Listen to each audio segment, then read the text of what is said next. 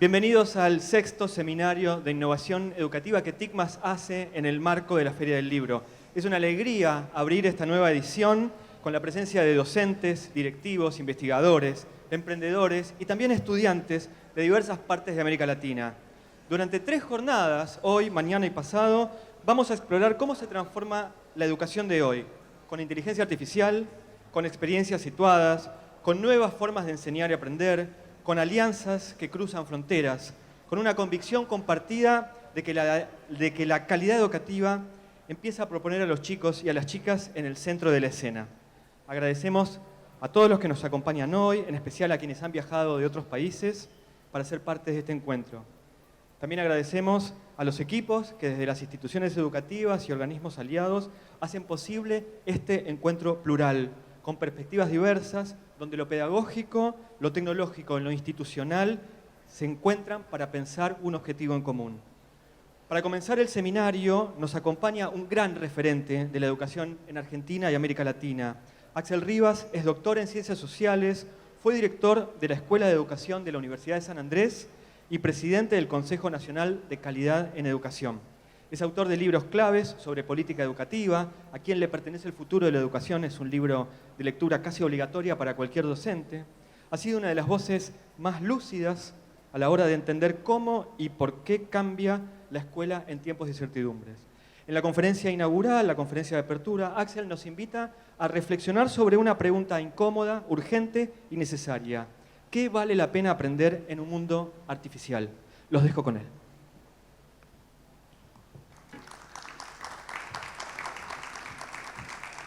Hola, hola. Bueno, muchas gracias Patricio y al equipo de TICMAS por la invitación. Es un gusto estar aquí, conversar con ustedes, por haberse tomado el tiempo también en la Feria del Libro. Y quería proponer un poco una pregunta que de alguna manera tenemos todos entre las manos o en la cabeza, que quema un poco, ¿no? Que tiene que ver con la duración, la conservación y el sentido de los aprendizajes en un mundo cambiante, incierto, donde nos cuesta cada vez más ver el futuro, adivinar, hacer un poquito el ejercicio que de alguna manera es fundacional de la escuela, ¿no? Tratar de mirar lo desconocido, el más allá, que les espera a nuestros alumnos, ¿no? La escuela es una especie de institución de anticipación. No solo eso, también vive para el presente de nuestros alumnos, pero uno de sus ojos está siempre mirando hacia adelante. Y ese ojo está un poco en una nebulosa, desde hace tiempo ya, pero quizás cada vez más.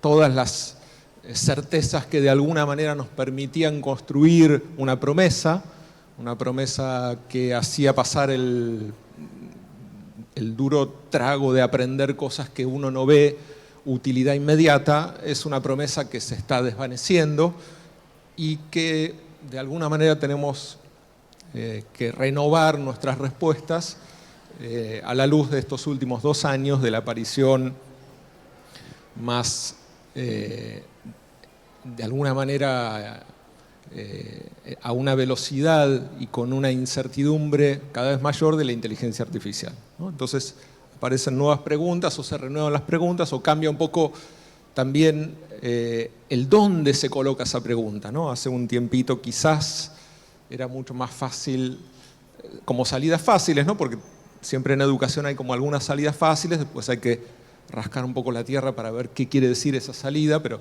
teníamos una cierta salida de que había que aprender ciertas habilidades más vinculadas con el pensamiento crítico, creativo y los espacios donde la máquina no llegaba, ¿no? Y de pronto nos vemos invadidos por la máquina en todas partes y no sabemos bien hasta dónde va a llegar. Entonces, incluso tareas más elaboradas, más refinadas, que tienen que ver con el pensamiento, con características más propias de lo humano, se ven invadidas y tan rápidamente que uno podría decir, bueno, ¿y qué va a ser de esta tarea? Por ejemplo, la escritura o el diseño, ¿no? O la programación incluso, de aquí a 10 años, ¿no? Que es un poco un horizonte más parecido al que tenemos que pensar una escuela para nuestros alumnos, ¿no? En ese entorno quiero introducir muy brevemente, una presentación muy corta, obviamente tenemos poco tiempo, como grandes escuelas curriculares, tratar de pensar esta pregunta con grandes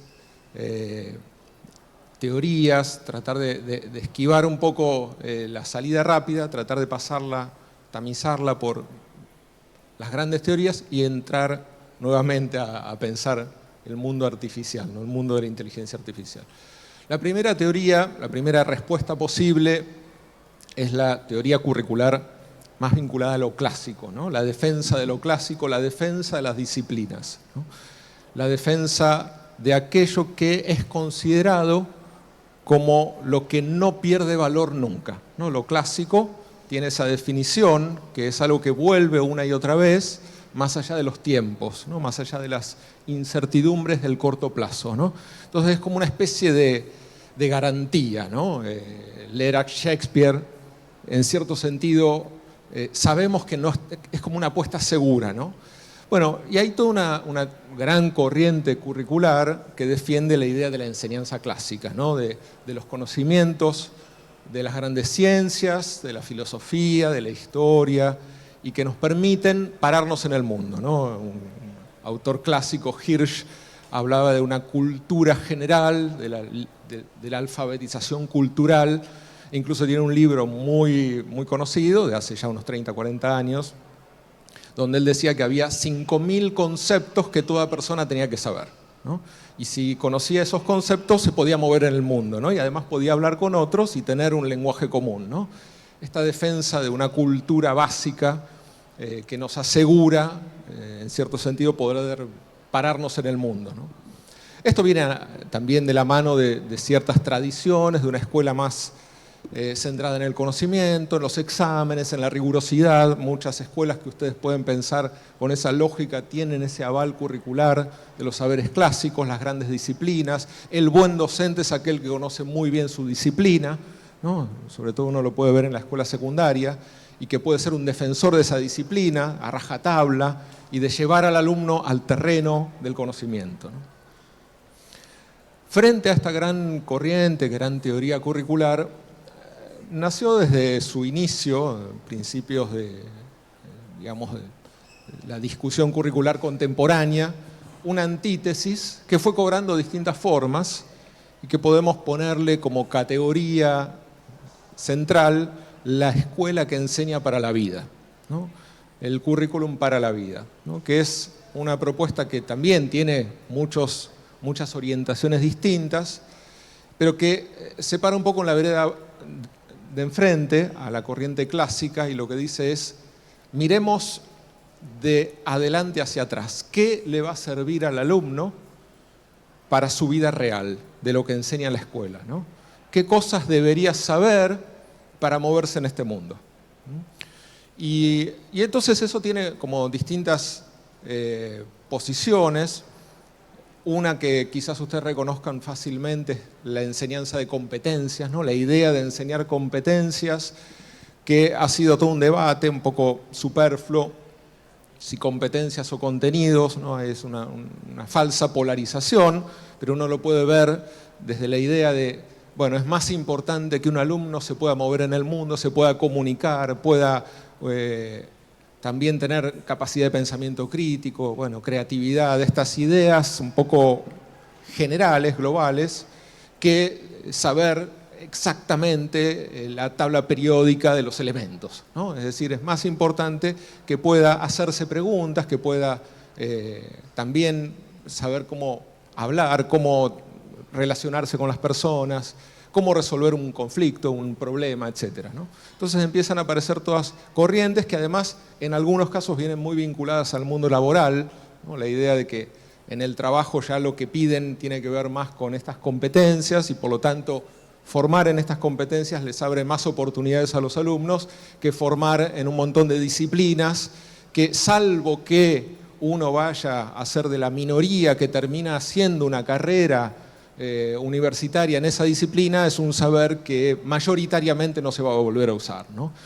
Ustedes saben que buena parte de lo que uno aprende en la disciplina tiene que ver con saberes básicos para poder continuar en esa disciplina, ¿no?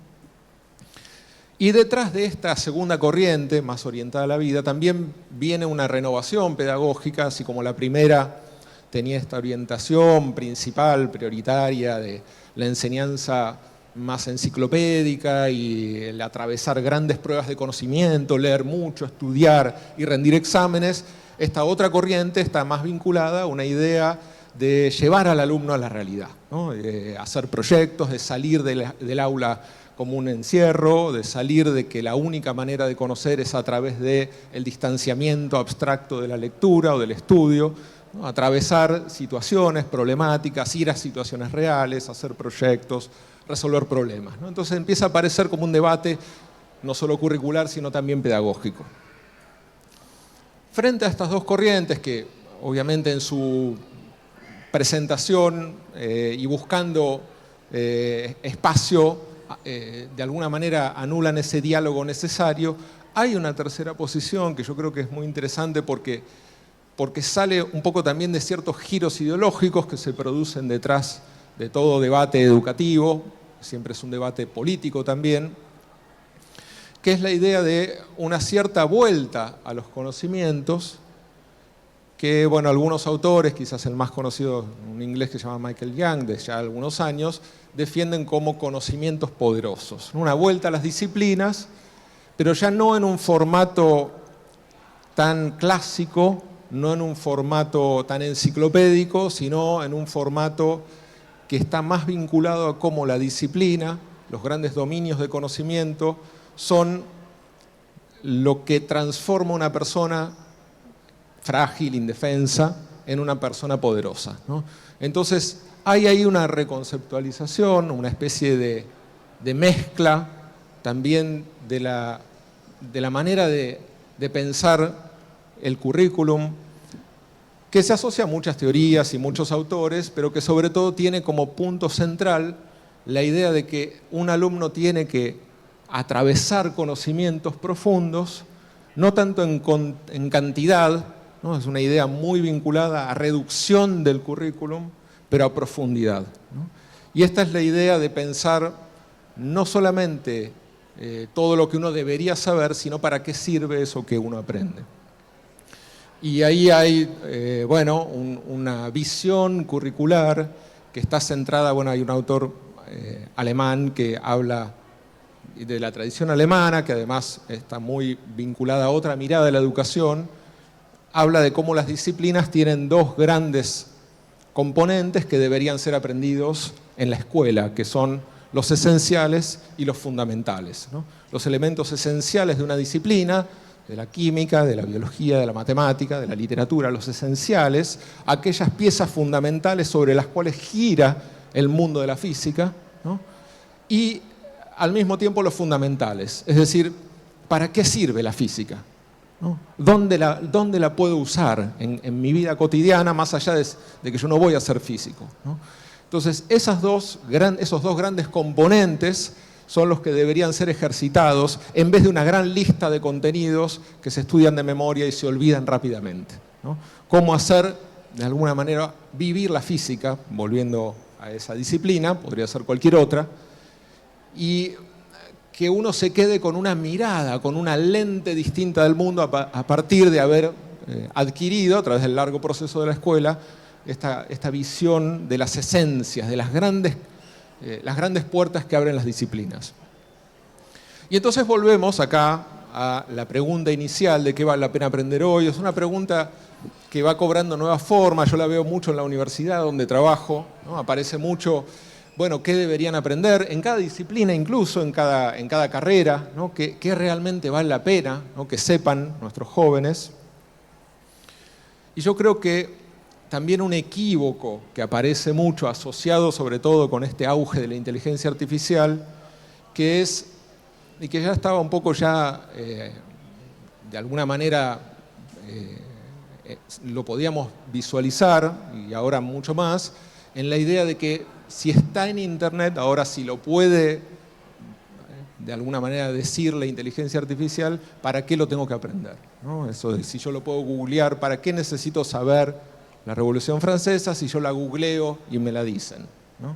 Bueno, y esto creo que va de la mano también de que el conocimiento no es algo externo, ¿no? Cuando uno pasa tantas pruebas y de alguna manera hace ese ejercicio de memorizar, siente que lo que está aprendiendo no es de uno, ¿no? Pero cuando uno hace el ejercicio de interiorizar, de hacerse preguntas uno mismo, de entender por qué es tan importante para mi vida esta mirada, y por ejemplo el tema, la Revolución Francesa, ¿por qué es tan importante para mí saber la Revolución Francesa, ¿no? Y desde ahí creo que hay una respuesta necesaria para todos los que trabajamos en la educación hoy a la inteligencia artificial, que es que somos lo que sabemos. No, el saber no es algo externo, ¿no? Es nuestra identidad. Nosotros miramos el mundo desde nuestro conocimiento. Por lo tanto, que yo no sepa los esenciales y los fundamentales de la historia afecta a toda mi personalidad, afecta a mi visión del mundo, del otro, de la política, de qué va a pasar, de los intereses del poder, de nuestro lugar en el mundo, de qué significa nuestro país, de las fronteras, del Estado, de los gobiernos, ¿no? Todas esas cuestiones que son centrales para mi vida y para la vida de la ciudadanía quedan afectadas porque yo no sé historia, porque la memoricé en un libro de texto, la rendí y no sé ni qué quería decir eso, rápidamente lo olvidé, ¿no? Entonces la idea de que está en Google o que lo puede resolver la inteligencia artificial es no entender esas esencias, esos conocimientos poderosos que cuando uno los tiene se transforma en otra persona y esa persona es la que actúa en el mundo, ¿no? Y esa persona es la que de alguna manera puede usar esas plataformas, esas lentes, para hacer algo distinto, para ser y hacer algo distinto. Entonces, una respuesta necesaria, creo que muchos de ustedes la tendrán ya en sus manos, pero necesaria frente a esta incertidumbre, es que sí necesitamos seguir aprendiendo. Y que no porque lo haga la máquina, no tenemos que hacerlo nosotros, ¿no? Voy a hacer una metáfora, después cerramos, si quieren, hacemos alguna pregunta con Patricio, del ajedrez. El ajedrez, que a mí me gusta mucho jugar al ajedrez, es una especie de adelanto en el tiempo con lo que está pasando con el lenguaje hoy, con la inteligencia artificial, ¿no? El ajedrez hace unos 10 años más o menos, ya un poquito más todavía, las máquinas superaron por completo a los hombres, a los humanos, y hoy cualquier celular le gana al campeón del mundo de ajedrez, ¿no? Y sin embargo seguimos jugando al ajedrez. Es decir, no dejamos de jugar al ajedrez cuando la máquina nos superó, ¿no? Como no dejamos de escribir poesía cuando la máquina en un segundo hace una poesía que puede ser incluso más brillante que la que nosotros podamos crear, o una música, o lo que sea. Es decir, no dejamos de interactuar con el mundo, con los sentidos, con los otros, con el conocimiento, con la política, porque la máquina lo puede hacer. En todo caso, tendremos que aprender cómo dialogar con esas máquinas, cómo repotenciarnos, cómo repensarnos a través de esas nuevas posibilidades, ¿no? Pero no pensar que porque está ahí afuera, entonces no lo necesitamos acá adentro. Bueno, muchas gracias.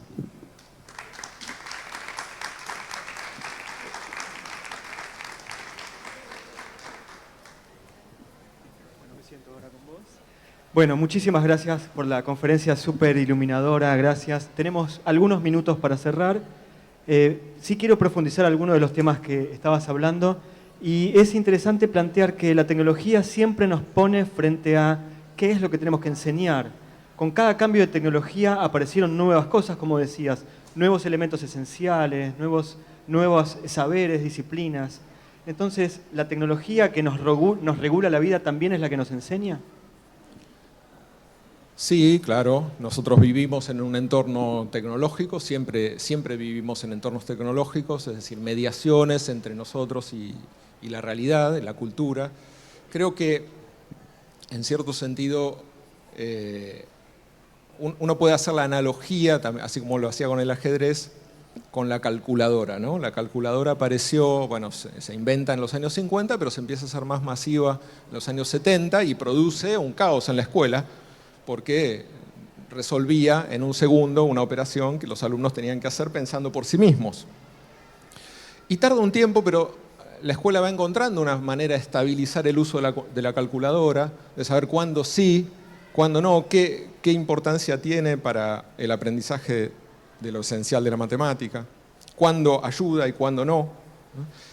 El problema quizás ahora es que esto es mucho más profundo que una calculadora y es mucho más rápido el tiempo en el cual intercede en nuestra vida. Pero siempre estamos mediados por tecnologías que nos ayudan y nos complejizan la manera de aprender. Creo que necesitamos tener siempre una mirada mucho más, sobre todo absorbente, de las posibilidades, los potenciales, con los cuidados de todos los peligros que tenemos entre manos, y todos los que somos docentes sabemos que hay un elefante en la habitación que tiene que ver con la copia y con la posibilidad de que nuestros alumnos hagan pasarse por otros, ¿no? Y perder también esa posibilidad de aprender ellos mismos, ¿no? Entonces me parece que ahí hay todo un desafío adicional para pensar la tecnología hoy. Te hago la última pregunta. Y en un momento hablabas acerca de somos lo que sabemos o somos lo que aprendemos. Y hay una idea sobre la experiencia que la inteligencia artificial no llega a tomar. Esta no es una idea mía, es una idea de Eduardo Levi-Cecchati, que es la inteligencia artificial comunica lo que está escrito, pero no lo que ha sido experimentado. ¿Esa es entonces una de las cualidades del docente hoy, compartir experiencias? Seguro, siempre lo es, pero no me gustaría pensar que lo que hace la máquina es lo que no tiene que hacer el docente, ¿no? Y salir un poco de esa especie de el lenguaje de oposición, ¿no? Y es mucho más, cómo yo creo que tenemos un gran desafío de cómo pensar a través de lo que va pasando, ¿no? Y hay muchos ejercicios, actividades que uno puede hacer. Me parece que ponerse en juego, poner al alumno en situación de usar la inteligencia artificial nos permite salir un poco del fantasma del temor, pero también es cierto que lo que está pasando, los movimientos que se producen dentro de un contexto, de una institución escolar que tiene sus lógicas, que tiene sus rutinas y que muchas veces se ve invadida por situaciones que no puede controlar con esas viejas rutinas y que no es tan fácil adaptarse. Y a veces también ahí tenemos que ser capaces de tener cierta flexibilidad, de no pensar que todo camino al costado es un camino equivocado. A veces quizás hasta necesitamos volver a tomar una prueba presencial para volver a capturar la esencia del aprendizaje por uno mismo, sabiendo que hay otras formas de evaluar, que no tenemos que ir a lo tradicional, pero que a veces necesitamos nosotros mismos hacer un ajuste para que nuestros alumnos puedan no perder esa posibilidad del aprendizaje real de ellos y no de la máquina, ¿no? Axel, quiero agradecerte en nombre de TICMAS, en nombre de todos los que estamos aquí. Ha sido un placer y un honor que hayas inaugurado el 6º Seminario de Innovación Educativa. Gracias. Muchas gracias.